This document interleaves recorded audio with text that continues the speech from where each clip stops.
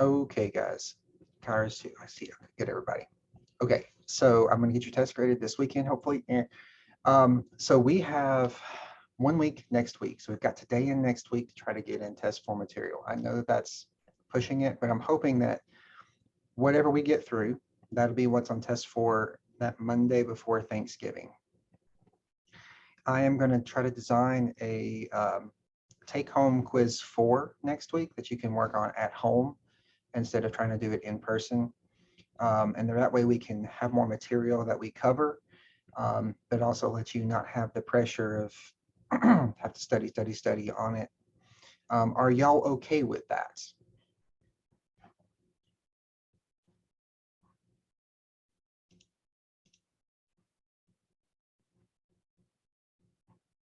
Okay, Brandy, Elaine is good.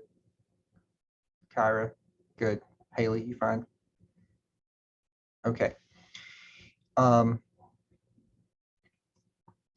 I'm not wrong, I have to check the schedule again. I'm having a hard time keeping this straight, but I think that we have our final exam the Monday after Thanksgiving.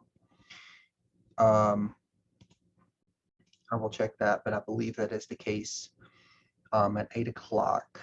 Actually, you know what? I want to check that for sure right now.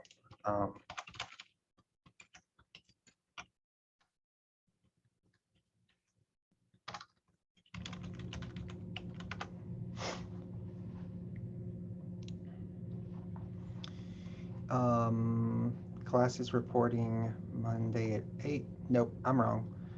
It is Wednesday. I don't know why I was thinking Monday. I guess because we meet Mondays. It's Wednesday, December 1st. That's good. I'm also thinking to have a 5th quiz, take-home quiz, but in this case, it would be it's a large multiple choice set of questions, but it's kind of designed to review you through all of the material. Would y'all be willing or want to have that? Everybody's here, but I'm interested to see what y'all think, and we can talk more about it next week. That would mean you'd be working on it over Thanksgiving or the first couple of days of I mean, I would not have it due until the final exam, as maybe a way to kind of help with studying. Not a study guide per se, but questions that'll take you through the material. So not saying that the questions themselves will be on the final, but just that it'll take you through the material, and so kind of work your way through it. So that's the idea, and we can talk more about that.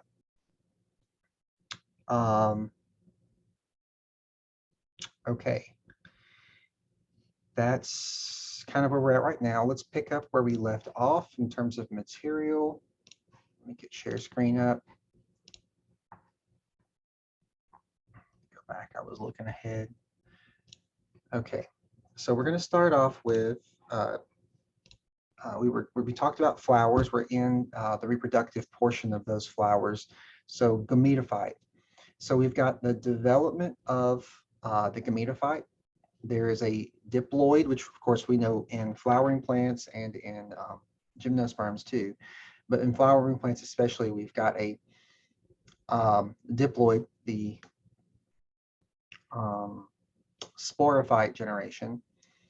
That's the diploid sporophyte that has a mega sporocyte or megaspore mother cell that will then start to differentiate from other cells that are in the ovule to get to the point where it can develop a gametophyte. So from that, you get meiosis being produced and you produce megaspores. Now, we already know this, we've covered it, that 3 degenerate, 1 are left behind. We know that around that spore, there is the integuments from the parental sporophyte that will become the seed coat eventually when that megaspore becomes something else. And that hole that the tube cell from the microspore can get in, that hole is going to be your micropyle that you can see on the outside of the seed once it develops into a true seed. Now, inside of integuments, inside of this ovule, we are going to see a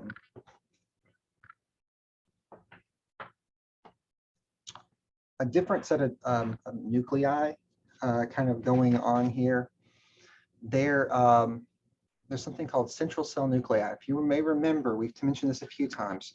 The gametophyte will be 7 cells and 8 nuclei. And so we call those two that are fused together in one cell with 2 nuclei the central cell nuclei. And they might be fused. A lot of times they are.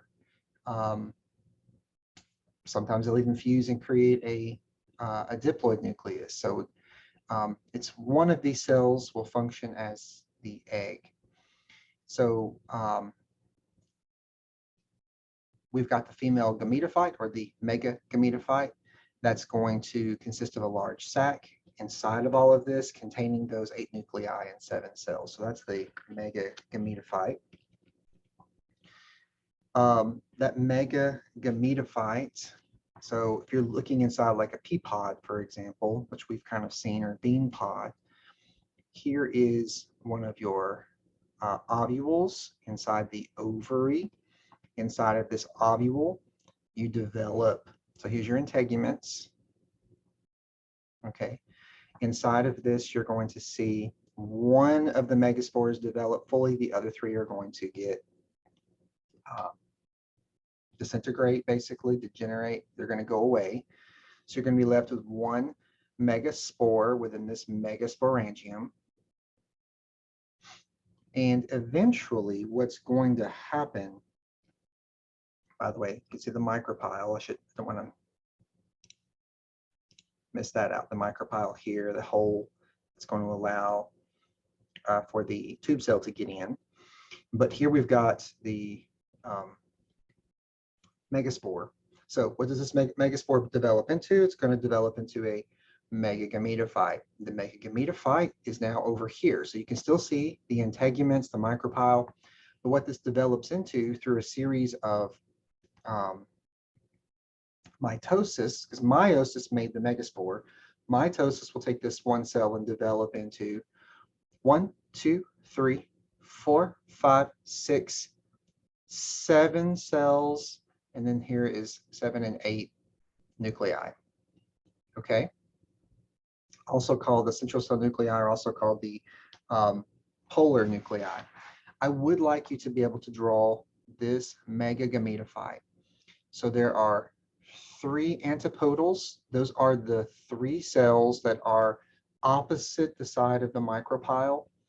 Then we've got the polar nuclei or central cell nuclei in the middle that make up usually 1 cell. And then we've got these 3 cells here that are on the micropylar end. One will become an egg. The other 2 are called synergids. Okay.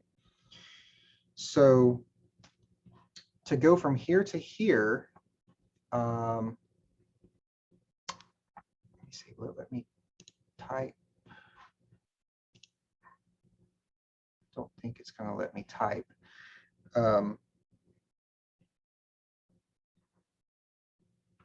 Let me see if I can do something real quick to show y'all. Oops, go back.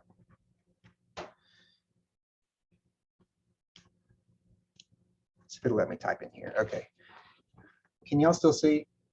Close that, make it bigger.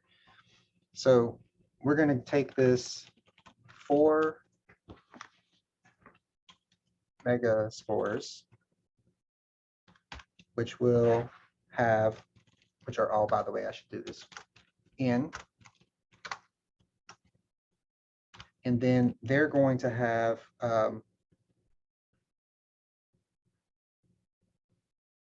three of those disintegrate.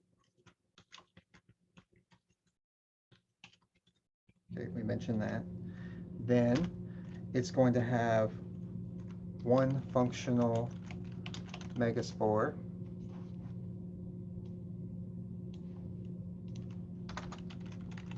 Which we can see down here. And then that 1 functional megaspore will go through 3 mitotic divisions. So you go from 1 cell, divide once, you get 2.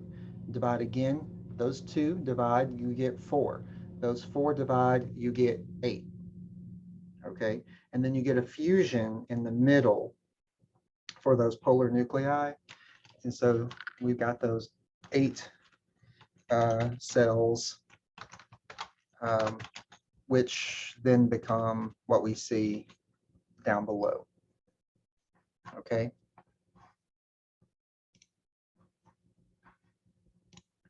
Any questions on that?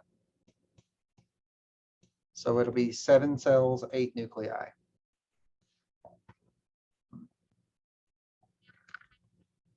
We don't, at least I don't know what antipodals are necessarily used for, but synergids are these 2 cells that are near the egg seem to have an ability to attract that tube cell to come in the micropyle. So there's an attraction somehow that they help to guide from the microspore when it produces the tube cell so that it puts it in the right spot so that the sperm can get here. Okay. So you can see this taking place. It's kind of breaking this down into parts. Here's the ovule inside the ovary. Here is your megasporangium with a megasporocyte. Then we get that megaspore produced. When we go over here, we see the 4. 1, 3 of them disintegrate. 1 division, 2 division, 4 division. We get the development of these 2 kind of polar nuclei fusing a lot of times. And we end up with 7 cells, 8 nuclei. That's what we've got here. Here is your microspore. Let's go back to the microspore side. Here in your anthers, you've got microsporocytes that go through meiosis to produce microspores. Then we go, bam, microspores produced. We're going to come back to them in just a second, but just to show you, when the pollen actually gets transferred to the stigma, pollen tube gets produced, 2 sperm come down, and those synergids maybe help to bring that to the right spot so that you get a sperm to the egg and you get fertilization of that zygote, and also fertilization of those central cell nuclei, which we'll talk about in a bit, because that's going to give us that endosperm that we've seen already. So I'm hoping that makes some sense. Please stop me if you've got any questions. We hope to see this under the microscope next week. It is not the easiest thing to see all 8 cells under the microscope. It is possible, but it's a little difficult. But you can see, here's the micropyle. Really hard to see in this case, but there is a little entrance. It's kind of closed off a little here. But we've got the egg, the synergids. We've got our central cell nuclei. We've got 2 antipodals, and one of them is kind of hard to see because it's 3-dimensional and behind the other 2. But that's what it will look like inside one of these ovules. So while that microgametophyte is developing, we see the same thing happening on the male side with making the male gametophyte in the anthers and the microspore sites and so on, microgametophytes. So we get 4 patches a lot of times, especially when we're thinking like lilies is the example that we're seeing. We get 4 patches of tissue that kind of distinguish and differentiate themselves.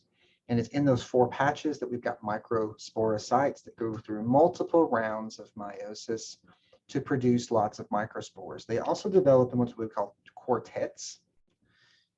So here's our 4 sections. When I say there's a quartet, basically a microspore, of course, develops into 4 things, or a tetrad of microspores. Those 4 things will then go through and develop into your mature pollen. And here you can see in the lilies, you can actually see those 4 patches. These have opened up, ready to break open, so that when it gets touched by a pollinator, then it can, come out, get on the pollinator, and then get transported. So let's draw this here. I'm going to go back to, let's discard that. Let's go here.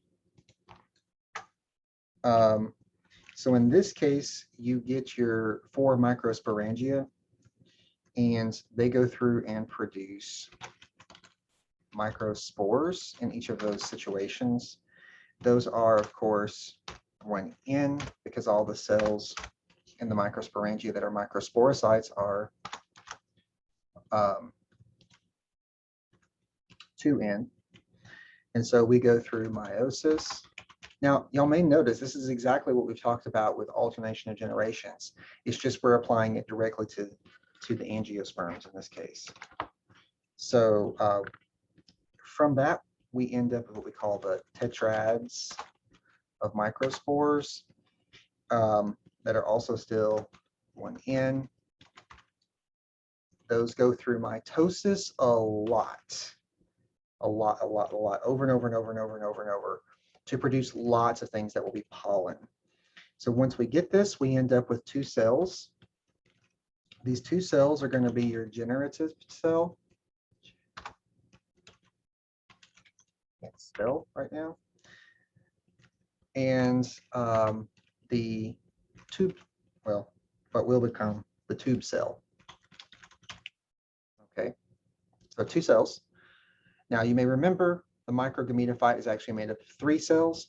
Later on, what happens is that generative cell will become a two sperm,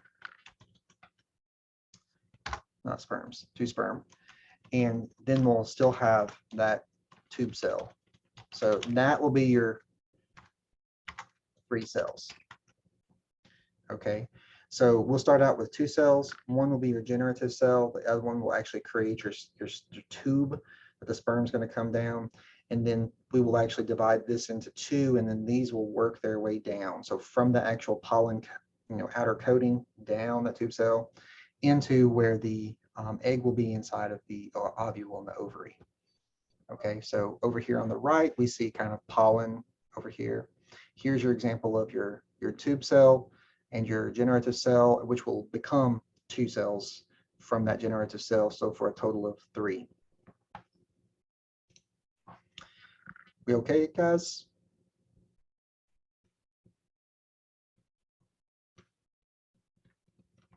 Okay. So what I just described to you is what's written here. Okay. The meiosis happens, haploid microspores in the pollen sac. That's what we call that area on top of those anthers. Sometimes the nucleus in each microspore divides by mitosis. And this is why you get lots and lots and lots and lots and lots of pollen. And then you've got members of each of those quartets separate, and then you get a layer of a wall that's going to be protective. And that outer wall is called the exene. And that exene is very, very, very, it's got sporopollen in it, which we've mentioned that sporopollen concept way back earlier in the semester. And it's one of the things that keeps them nice and it keeps their ability from drying out. It protects them. In fact, pollen can last for hundreds, if not thousands of years. Not necessarily will it be able to pollinate something because if there's no female around, but we do find pollen that's been protected in the bottoms of lake cores. You can take out mud, sediment in the bottom of cores. And you can actually see at different levels of what kind of pollen was being produced in the wind. So it does last, it's very protective. Here's a bunch of them.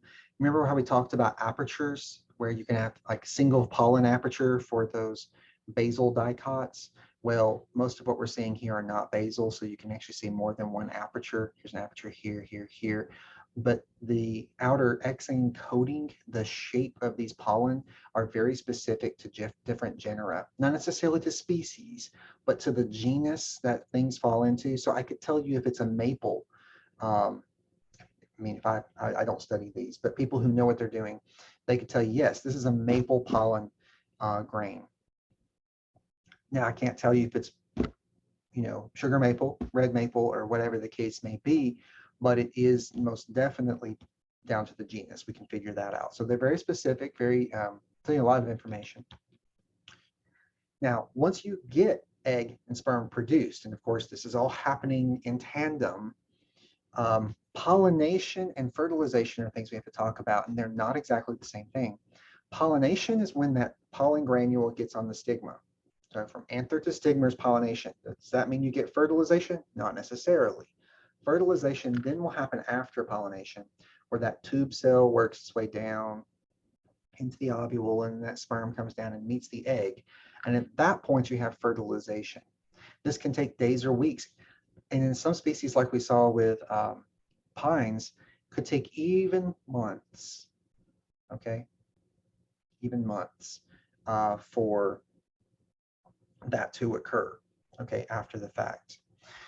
So it can take a while. They're not the same thing. Pollination and fertilization are not the same. Pollination is just getting the pollen to the flower on the stigma. Fertilization is after that, where the sperm and the egg actually unite. So after pollination, we get further development of that gametophyte. So like I said, you get that generative cell becoming to sperm. We also get that tube cell growing. And sometimes it doesn't happen if the call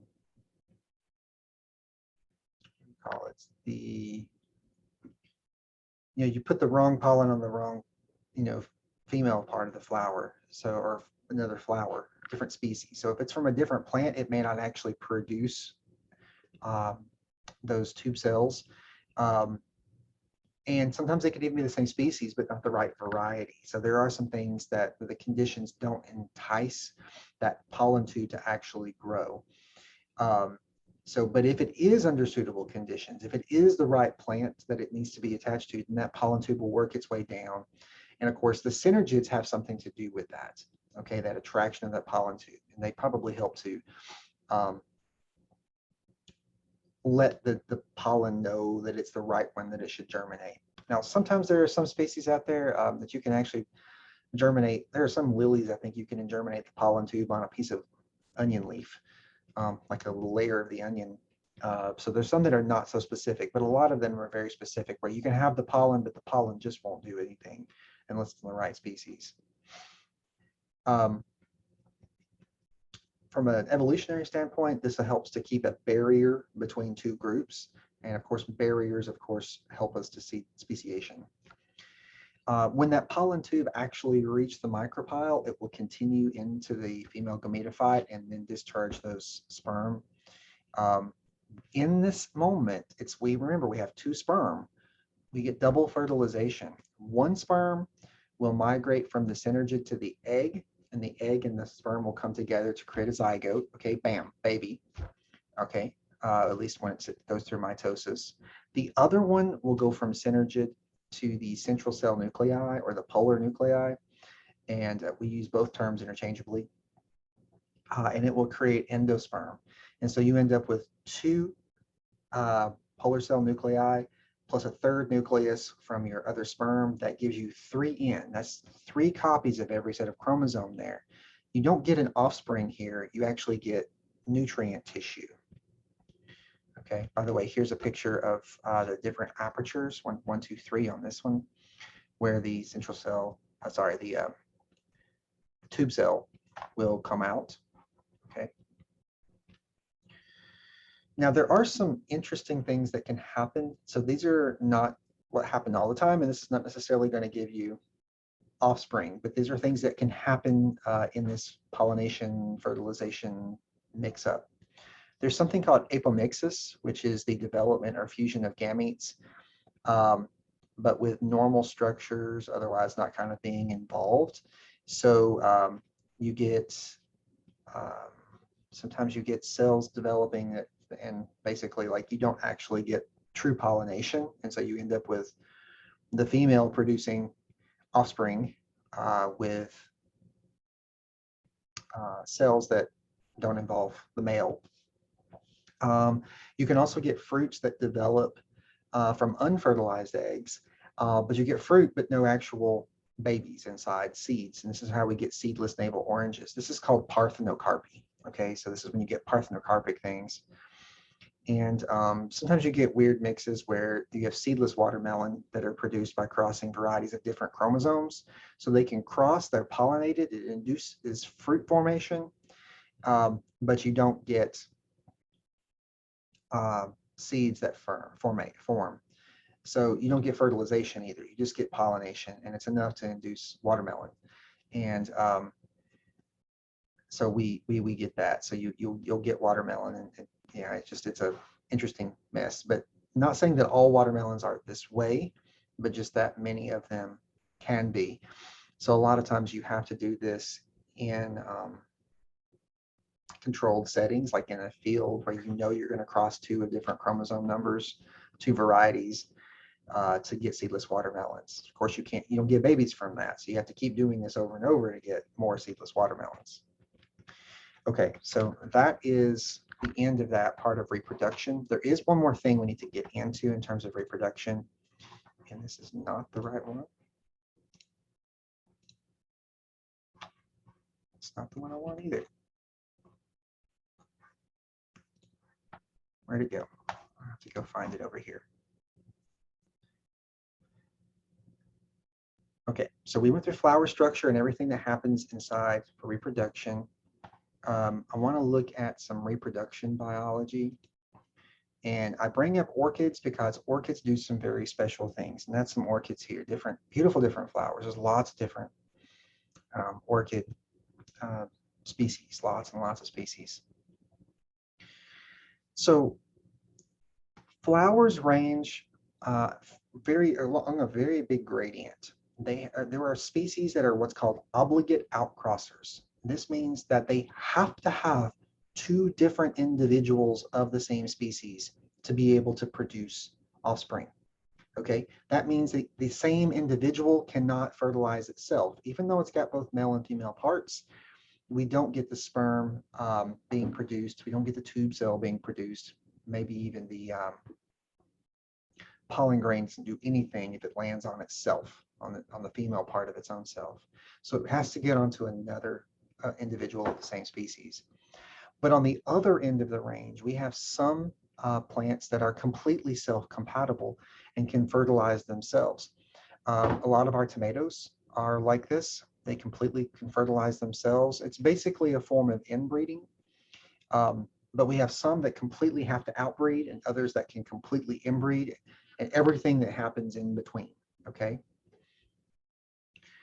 The term cross-pollination, which is what obligate outcrossers are definitely doing, increases higher genetic diversity, okay? So it's causing two things that are not genetically the same to cross and to have offspring.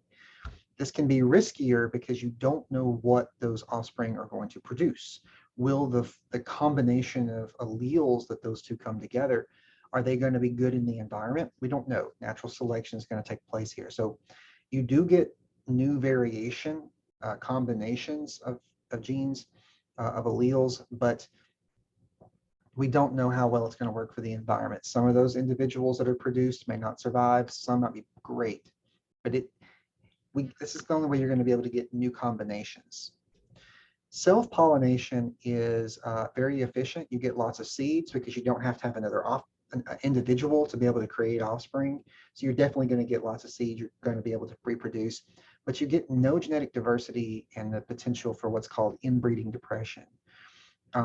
So potentially you could have, because you're breeding with yourself, a combination of alleles that come together that, think about genetic diseases in humans, people who breed too close to their family members, like we're talking like really close family members. There's a good chance that the offspring will have combinations of alleles that are not good for that offspring. And that can happen in self-pollination, but it may not. Plants also have a tendency not to be affected by inbreeding quite as much as what we see in animals. So cross-pollination is great for creating diversity. Self-pollination is great for efficiency, making sure that even if there's one individual in the area, you still produce offspring, and then you can create a population, even though they're genetically similar. But there's also negatives, there's cons. Cross-pollination can be riskier because you don't know if those combinations are going to be useful. Self-pollination could mean you get inbreeding with no genetic diversity, and one virus could come through and wipe you all out. Okay. And so we've got different kinds. There's cross-pollination between two species. We've got self-pollination from the same flower, okay, to the same flower. And then we've also got a form of self-pollination where it's two different flowers but on the same plant. Okay, so there's two possible self-pollination examples here. Some extreme versions of this that happen in violets are cosmogamy versus cleistogamy at different times of the year. Like, for example, in the spring, violets in our yards right now will do this. I've seen some violets doing this right now. They'll produce these pretty flowers. We have a lot of purple ones in our area. And they're allowing for pollination of different insects to come in, bees and things, to pollinate this one and then maybe pollinate to another. So it's a form of allowing potential cross-pollination. But later on in the year, maybe when it's not so hospitable for different organisms, this is the flower you get on the right. Not exciting, right? In fact, what happens is the flower doesn't even open. And so all of this is a complete self-fertilization inside of the flower. Like, it's not even beautiful. You don't even notice that it's happening, but yet it will produce seeds, but it's complete inbreeding.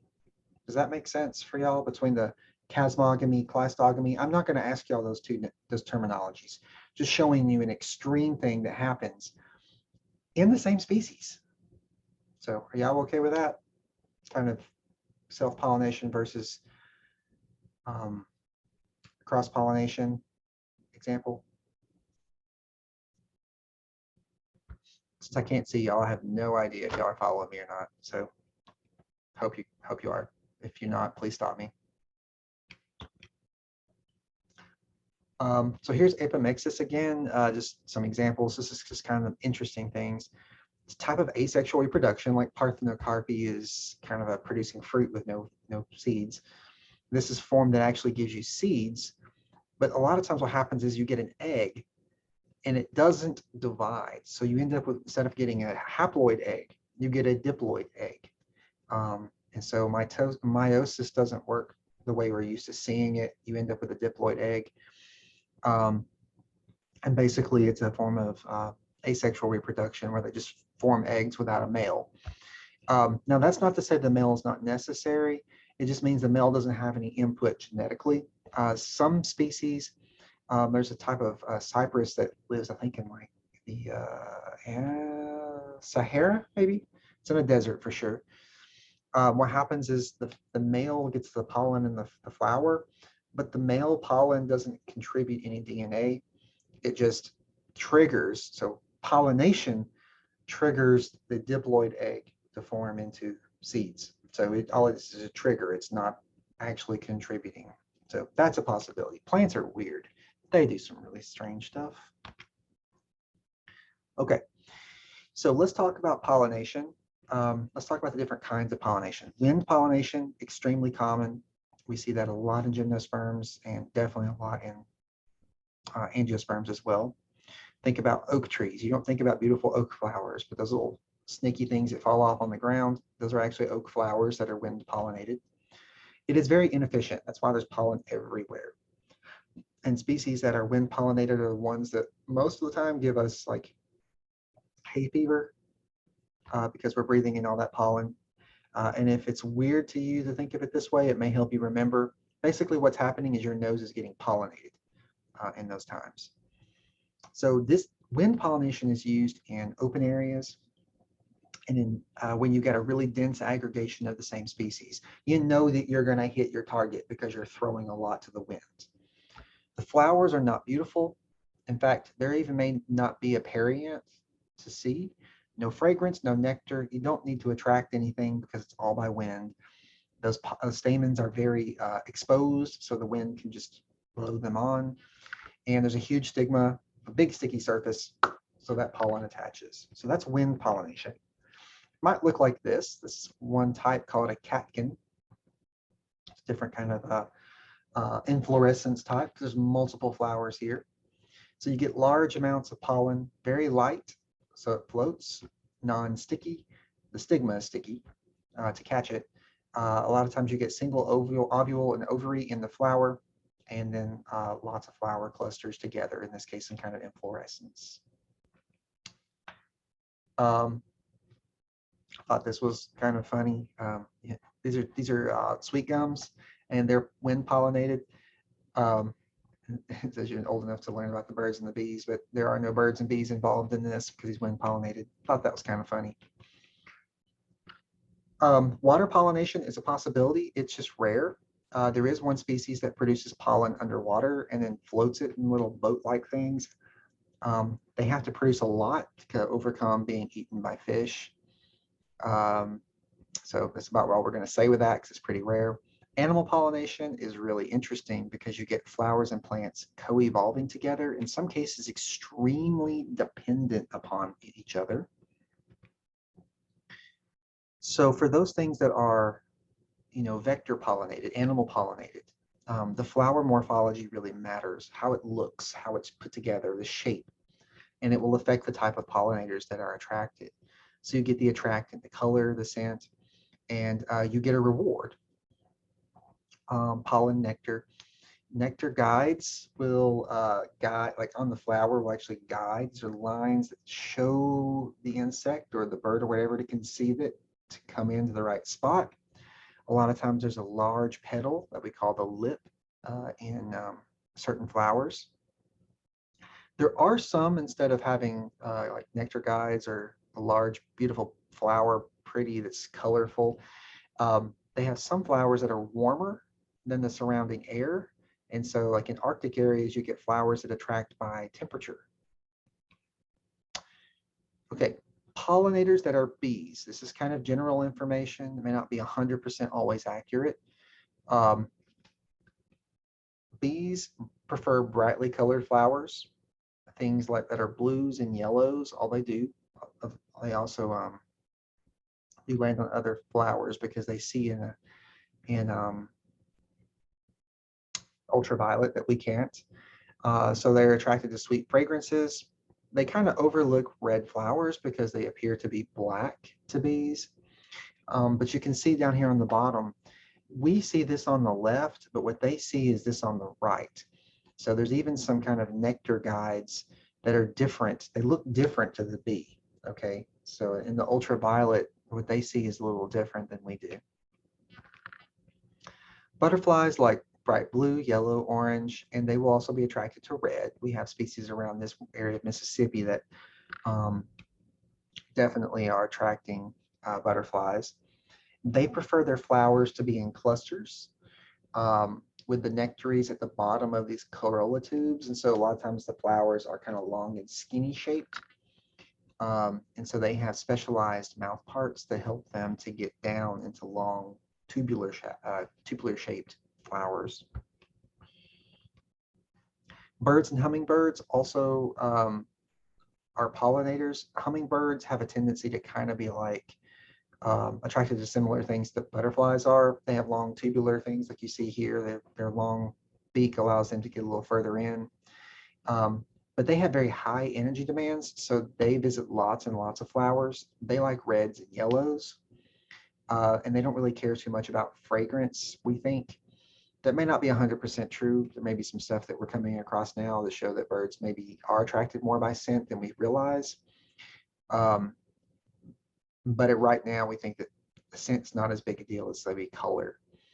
And then they like the larger flowers and long corolla tubes, especially if you're a regular bird, you want large flowers. Cacti are pollinated, I think, sometimes by birds. They definitely get eaten, and they're large, beautiful, bright colored flowers, a lot of times yellow. Night flying things like moths and bats, they like large flowers. I mean, look at this poor bat. I mean, he looks like he's having the time of his life in that flower. This is a cactus that blooms white at night. We have a number of those in the greenhouse that bloom at night. And of course, they're white flowers and they're very fragrant because instead of being able to see them, what draws things in is the scent. Yucca. There are certain moths that lay their eggs and the caterpillars will eat the seeds and then work their way out. Some are specialized to only certain kinds of moths, so you don't get reproduction without those moths nearby. And a lot of times it's open only at night, so they're only pollinated by certain species, like bats or certain moths, not to be affected or changed pollinators to maybe like your, what do you call it, like hummingbirds or regular birds or bees or something like that. So it gives them control over who pollinates them, which is good for them because that helps them to make sure that their pollen gets to others of the same species. There's also beetles and flies. We've talked a little bit about how some species of flowers smell like rotting meat, and we see that here. The flowers are dull or very little colored, I mean, or flesh colored, and sometimes they'll smell kind of stinky, like rotting meat to attract bees and beetles. This right here on the left is pawpaw, which is our native largest fruit tree. I should say the largest fruit tree that we've got in our area, and they're attracting bees. And that color of flower is just really dark. It's just not something attractive to a lot of things that we think of as pollinators, but flies do. They come in. I've never smelled it though. I can't tell anything bad, but they're kind of a really cool, dark, dark, dark maroon. Okay. There are some extremely specialized things. Now here I'm going to show you some specialized things, just kind of quickly go through a few. I'm not going to get into great detail. This is not going to be on your test necessarily, unless it's like a bonus that talks about some of these fun things. But you can see these big lip cells where the insect has to like come inside of this large petal and has to touch the bottom of the anther to get the pollen on it. So some very specialized things. Here are some where they come in and there's a packet of pollen called a pollinium or pollinia multiple, and it gets a little packet on its back and it flies off and drops it somewhere else on another flower. Sometimes it'll get put here on the proboscis instead of on the back of a bee. Depending on where it's at, it will actually change its location, like its orientation, I mean, so that when it goes to the next flower, it's oriented to be picked up by the stigma. Isn't that cool that it changes orientation after it gets attached so that it gets to the right spot on the next flower of the same species? This one here is weird. This flower actually looks like an insect, and it tricks the males into thinking that it's a female and that they try to come in and mate. Isn't that fun? That's interesting. You trick the poor guys into, yeah, we'll not go there. There are some that will even attract water, collect water, and then the thing will come in, have to swim, and of course, where does it swim? It has to swim right past, or in this case, it might not be water always, but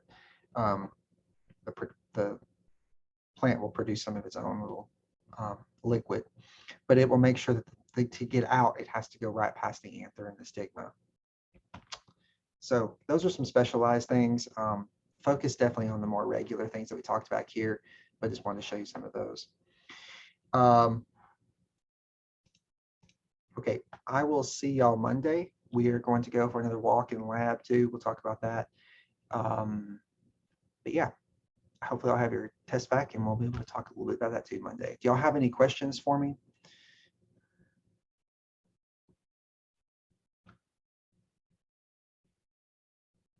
If not, y'all have a good one. Yes, Tyler? Is the code still the same for the door in the lab? Yes. Yeah, good point. Okay. There are 21 questions set up, and I'll be adding more after lab Monday. If y'all want to see them today or even come in and see them before lab on Monday. I have a meeting Monday at 1, so I won't be in there until probably closer to 2 o'clock. Okay. But okay, thank you. If you want to come in today, it's open for you, or early Monday. So on the final lab test, there's only 21 questions, but that's going to be incorporated with what we've already done, right? Yeah, so the 21 that I put up are just practice questions. Okay. Okay. I didn't pull out everything that I could have done. This was just 21 practice ones that I put together really fast yesterday. Okay. So that final is going to have questions from the midterm. The midterm was supposed to be a practice exam for the final. Okay, if you look at the amount that it's worth is really little compared to the final, which is a little bit more. So I will try to put up some stuff from the first test, but I won't be able to put up as much because I wanted to just kind of give y'all a chance to test on the new stuff. Does that make sense? Yeah, and it's the 29th, right? No, remember we talked about that. That was a mistake. It can't be the week of your regular finals. Okay, so the 22nd probably. Second. Yeah, that's why it's going to be set up this week. Okay. Okay, for practice exam. So I've got 21 questions up to practice. I'll put up some more after lab on Monday, so y'all have the rest of the week. Okay. Okay.